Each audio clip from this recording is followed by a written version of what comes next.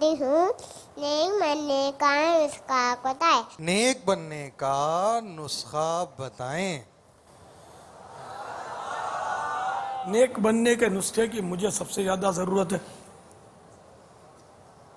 آپ کے امی ابو کو بھی ایسا لگتا ہے کہ ضرورت ہوگی، ہو سکتا ہے اسی لیے آپ کو آگے کیا ہو کہ تم پوچھ دو۔ تو نیک بننے کا نسخہ آپ کے ذریعے سے امی ابو تک پہنچانے کی کوشش کرتا ہوں۔ نیک بننے کا نسخہ بنام مدنی انعامات مکتبۃ المدینہ سے چھپا ہوا ملتا ہے۔ آپ کے ابو کے لیے 72 مدنی انعامات اس میں ملیں گے اور امی کے لیے 63۔ ابو امی کو دے دو کہ یہ مدنی انعامات پر عمل کرتے رہیں۔ یہ نیک بننے کا نسخہ رسالہ دکھایا جا رہا ہے، سبحان اللہ۔ یہ بھی پڑھ لیں تو اس میں کچھ اس کی مزید ترغیب ملے گی۔ تو انشاءاللہ اس پر یہ عمل کرتے رہیں گے تو یہ بھی نیک بن جائیں گے۔ اللہ مجھے بھی توفیق دے کہ میں بھی عمل کروں اور میں بھی نیک بن جاؤں۔ اب آپ نے جو بھی ارشاد فرمایا نیک بننے کے نسخے پر مدنی انعامات کی طرف بھی آپ نے توجہ دلائی، رسالے کی طرف بھی آپ نے توجہ دلائی، مگر میری مدنی التجا ہے جیسے کہ ایک شخص عام نیک ہوتا ہے، کچھ اس کے ایسے ظاہری اوصاف تو ہوتے ہوں گے نا، کچھ ایسے 2 4 5 موٹے موٹے اوصاف، کم از کم ایک نیک شخص میں یہ تو کچھ ایسے موٹے موٹے اوصاف ہوتے ہوں گے کہ یار کم از کم اتنا تو ہونا نیک آدمی۔ تو مجھے میرے بارے میں آپ مطلب بتائیں نا کہ ایک نیک آدمی کم از کم ایسا تو ہوتا ہے کہ میں دیکھو یار میرے میں یہ بھی چیز نہیں ہے، تو کم از کم اگر میں اپنے ذہن میں اگر خود کو نیک سمجھ کے بیٹھا ہوں تو میرا تو کوئی ایسا حساب کتاب برابر ہونا۔ نیک وہ جو اپنے آپ کو نیک نہ سمجھتا ہو۔ بارہا یہ دیکھا گیا کہ جو نیک نہیں ہوتے وہ ایسی باتیں کرتے ہیں، ہم نے کسی کا بگاڑا نہیں ہے، ہم تو اللہ اللہ کرتے ہیں، سب کو دعائیں دیتے ہیں، لیکن ہمارے ساتھ سب یوں کرتے ہیں۔ اس کا مطلب یہ بیچارہ خود نیک نہیں ہے، اس غریب کو پتہ ہی نہیں ہے کہ اللہ اللہ ہوتا کیسے اور نیک کیسے بنا جاتا ہے۔ تو اس طرح خوش فہمی ہوتی ہے۔ جو نماز پڑھتے ہیں، اگرچہ نماز پڑھنا نہیں آتی لیکن نماز پڑھتے ہیں اور بس وہ بیچارے سمجھتے ہیں کہ ہم مطلب بہت اچھے آدمی ہیں، کسی کا بگاڑتے نہیں ہیں۔ نیک وہ کہ جس کو یوں لگے کہ میں نیک نہیں ہوں۔ جب آپ کو لگے نا کہ میں نیک بن گیا ہوں تو آپ سمجھیں کہ اب آپ کو زیادہ ضرورت ہے کہ اب نیک بننا شروع کر دیں، بس اب نیک بنے نہیں اب۔ تو نیکی کر کے آدمی بھول جائے اور گناہ کر کے یاد رکھے۔ بزرگان دین رحمہم اللہ المبین کے ارشادات سے تو یہی سمجھ آتی ہے کہ یہ حضرات حقیقت میں نیک ہوتے تھے، لیکن ان کی باتوں سے یہی لگتا تھا کہ یہ اپنے آپ کو یہی فرماتے تھے کہ ہم سب سے زیادہ گنہگار ہیں۔ جیسے کہ سیدنا مالک بن دینار علیہ رحمت اللہ الغفار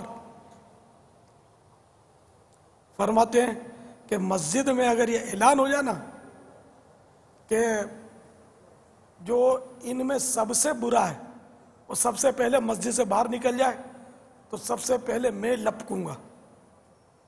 اب کوئی مجھے وہ طاقتور و دھکا مار کے ہٹا دے تو الگ بات ہے، ورنہ نکلوں گا تو پہلے میں ہی مسجد سے باہر، یعنی میں ہی برا ہوں سب سے۔ کیسی عاجزی ہے، حالانکہ آفتاب ولایت کے روشن ستارے ہیں۔ عاجزی انکساری اپنے اندر ہو، وہ بھی زبان کی نوک سے نہ ہو، کہ دل کی گہرائی سے ہو، نہ زبان کی نوک سے۔ عاجزی کرنے میں تو ایک تعداد ہوتی ہے جو زمین و آسمان کے قلابیں ملاتی ہے اور کیا کیا بولتی ہے، میں گناہ گار، میں بدکار، سیاہ کار، اور ابھی کوئی میرے کو بولے ہو بدکار ذرا سننا تو میں پھر بتاؤں گا اس کو میں کیسا،